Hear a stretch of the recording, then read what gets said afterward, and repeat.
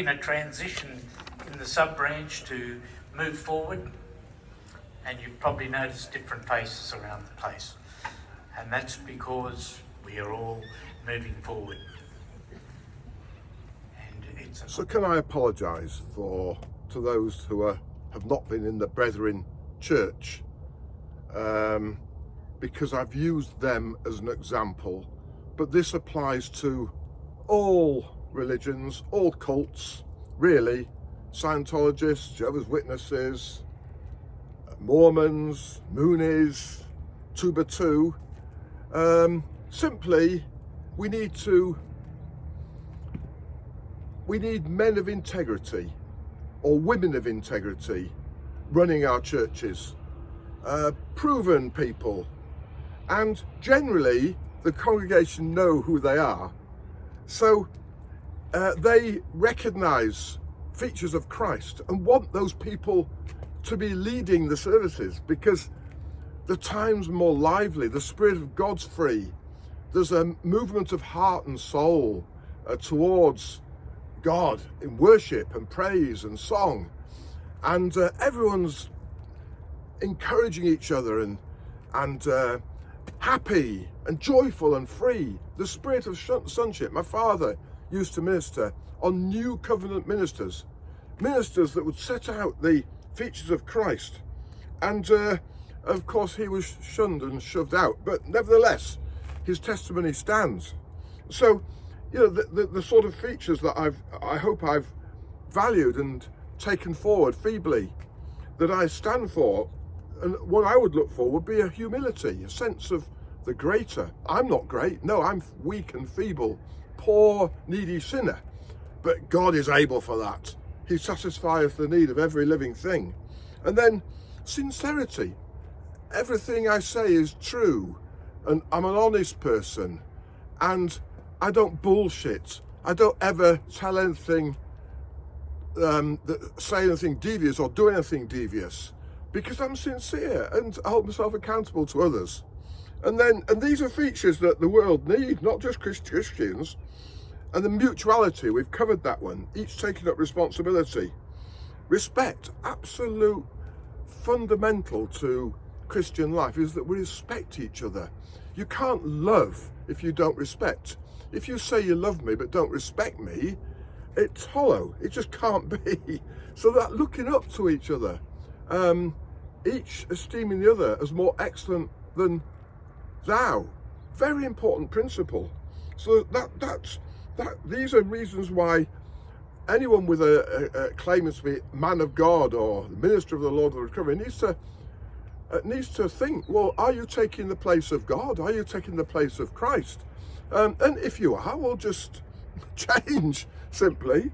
Where forgiveness is another wonderful foundational feature of Christianity and spirituality, is that we forgive when people say sorry, and that's why we accepted the father of the current leader, John Hales. He didn't do anything right by a long shot, but at least he repented of his sins, and that, to my mind, was qualification for him to lead. So make sure that you can repent if you're leading the Church of Christ, absolutely, and be quick to put matters right.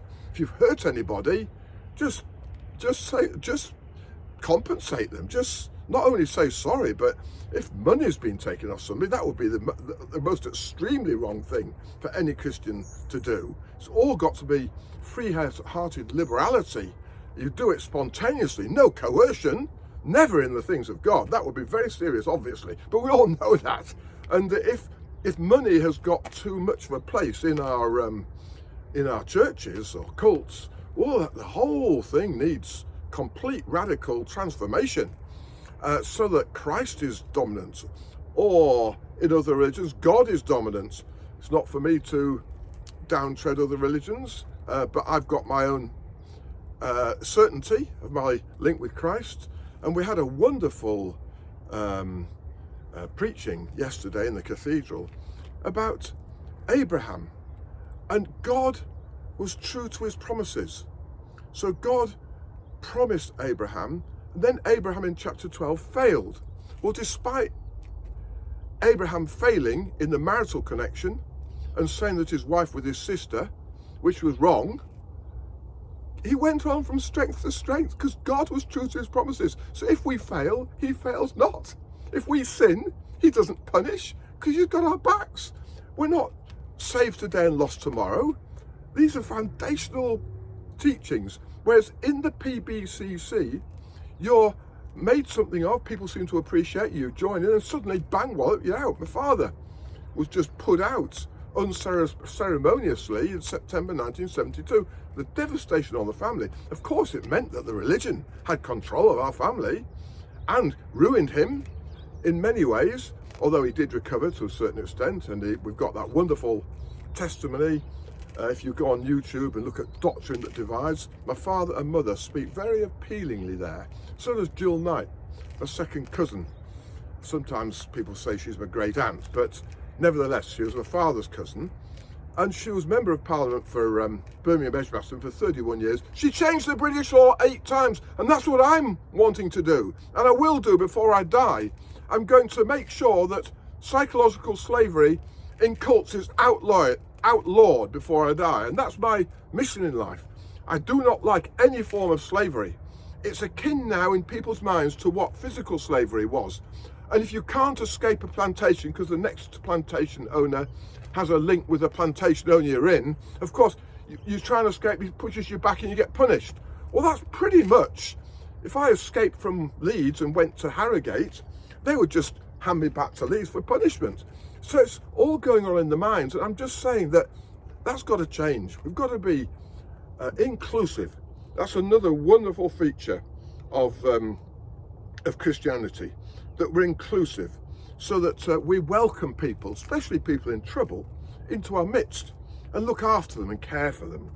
We had just down the road here, the Betcher lad, Phil Betcher, who left hospital in Cowra and was trying to get back to his parents and died on the way. How sad. Why did he not? Why wasn't he welcome at the Cowra Brethren's houses? I've said this before. You know, David Wallace, I think he was, stayed at our place. We looked after him. Well, why wasn't his door open for Phil? This is the evil of separation. That Wallace thinks it's right to shun Phil Betcher because the brethren in Bathurst, or whoever he was, has withdrawn from him. Withdrawal must stop. It's bullying. It's unkind. It's callous. It's totally against all the principles of Christianity. And compassion, of course, is such a fundamental. So we're kind and compassionate. So these are things that the brethren will look out for when they're voting in their leader. Now you might say that's a worldly idea. I remember arriving to a business seminar on the train in London in 2015, and I'd been asked to participate, and Garth and Keith Birch were on the same train in first class. I was in the second class, and we bumped into each other at King's Cross. What are you doing here? I wasn't in their league. They were a strata above me, you see. I've just been invited. They were shocked. Lance being invited to this seminar, which was being publicised through the UBT system on the through the Brethren site. Yeah, I've been invited. Oh, they were shocked. Anyway, I jumped in the taxi with them. I said, it's strange they've invited me, isn't it, Keith? You know, because I'm only Lance. Oh, he said, divine sovereignty. So, divine sovereignty. Simonton used to say, divine sovereignty and formation in the divine nature. In other words, I'm king and I'm in charge here, and you lot have got to be formed if you're going to survive in my system. Well, that's a twisted idea of divine sovereignty. I'm not so sure about divine sovereignty myself. We had Garth and Oliver Wiley once when I was trying to help Jim Hutchinson and sort out matters in the Hutchinson family. According to principle of Matthew 18, they rang me, what are you doing? We are the universal priesthood. Well, why take the role of being a universal priest? Oliver, come on. Oliver's a friend of mine. I'm just trying to coax him into doing something sensible. But if you've got this label, I'm Bruce Hales's man in the north of England, he and Garth, and therefore we are the universal priesthood. Well, look into what priesthood is. Priesthood is advocacy. When I went to Boston in 2014 to advocate for Ray Story, because he was in jail, which of course Keith Burt should have been doing. Hale said, "It doesn't need your advocacy nor mine," and he really laid into me. Well, what's wrong with advocating for people? That's kind, that's compassionate. To my mind, I would look out for an advocate if I was voting somebody in my system. And so I mustn't go on. I must apologise. I was just thinking overnight. I mentioned there's some lovely families in Leeds who should come in the mix as well. Like the Harbours, they moved up from Bexley. I thought they were sent really to help the brethren in Leeds. Very good, nicely spirited family.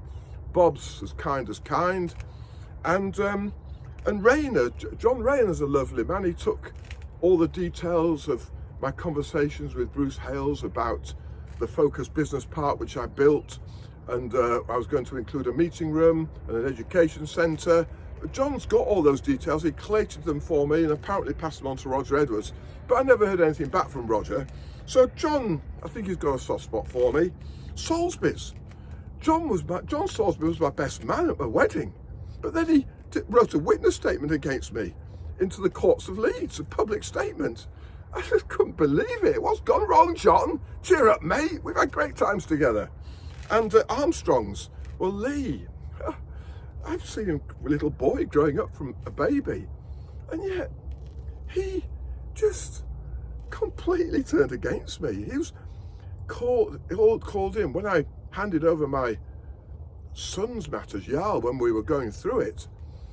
He and Glenn Harding were guys that Garth sent in to help, in inverted commas, and Lee just tore strips off me and said, "Oh, you're just having a go at your son, so it was all my fault." Well, I actually thought, Lee, I was bringing my family up according to the truth, but Jarl was difficult, and yeah, he was bullying some of the other members of my family, and I should have been strong enough, Lee, to cope with it myself. But then, of course, if you're criticising me for trying to pull that Jarl into line, because his behaviour wasn't acceptable, actually, much as we loved him and we didn't want to lose him, this happens in families. But if you're taking the authority out of the father's hands and taking it over yourself, Lee, well, there's no need to criticise me to all the other priests, because that's not supporting a father who's got 6 other kids to look after. And of course my wife helped, and she was stretched as well. Same with Jed's accident. That was a traumatic time, and yet we had visits from priests a few days later when Jed was barely surviving, talking about money. Well, it was unbelievable. That's a time of tremendous suffering and a big voice to the whole universal position. And it went round, and we felt the interest, and a lot of young people changed their work and were much safer in what they were doing after that point. Of course, we were doing our own digging and site preparation, because that's what we'd learnt to do when we were building city rooms in Leeds, meeting rooms. I don't know why the brethren ever did that. Highly unsafe occupation. And the run-on, of course, was Jed's accident, and I love Jed to bits and feel keenly that he's been disabled and never ever taken advantage of that. And I hope there's nobody ever in the brethren who's turned his disability into any sort of disadvantage for him or the family. That would be awful. I'm puzzled sometimes at some of the things that Mark Baylis said to me. But if the brethren in Leeds love him and want him to be the leader, that's the point. Make sure that you're picking people of integrity. And of course, the other families are Armstrongs, Hardings and Spaldens. I mean, Spaldens have been running Leeds ever since my father was withdrawn from 1972. Harry Marrison had a little turn in between, but right up until John Hales's death, Oliver Spalding was ruling the roost, and he just didn't speak the truth. He told me loads of lies. So make sure that leaders speak the truth. Fundamental men of truth, hating covetousness. And the Terrors, great family. And I just want to say, I was just so impressed. A lovely lady called Sue Utica at the cathedral. Just when the votes were being counted up, she stepped forward behind the mic And she just shared with us that she was teaching scripture in schools, main schools. And she said, it's such different teaching to what they're finding anywhere else. So it's very important that Brethren and Church of England, other faiths, get into schools and bring the Christ message in. She said, be optimistic going into dark places. So I'm going to cults. That's what I want to do. Go into cults. Be optimistic. The opposition isn't there. Wow, that's faith, isn't it? The opposition isn't there. She's actually tried it. And I'm amazed. I've been told that the brethren will come after me and hurt me if I say anything against them. No, they're not. The brethren in Bathurst, I feel perfectly safe here. I don't think there's any thought in the Bathurst brethren to do me any harm or hurt. So I feel fine. So we mustn't be frightened and fearful and think the worst is going to happen, because we believe and God's got our back. And she said, assume God will work and people will listen. So if you're sure that you should give a message in your local place and be brave and step forward in Leeds or Bathurst or Sydney or Auckland, Palmerston North, wherever, Los Angeles, San Francisco, just step forward bravely. The opposition won't be there. God will be with you and change can happen. But it needs us all to step up and take up our responsibility rather than being just doing what someone else says, a leader in your place or a national leader or a universal leader that says, do this, you do the doing, I'll do the thinking. No, you do the thinking. God's given you a brain. God's given you skills, unique skills, and you must use them for his glory and praise.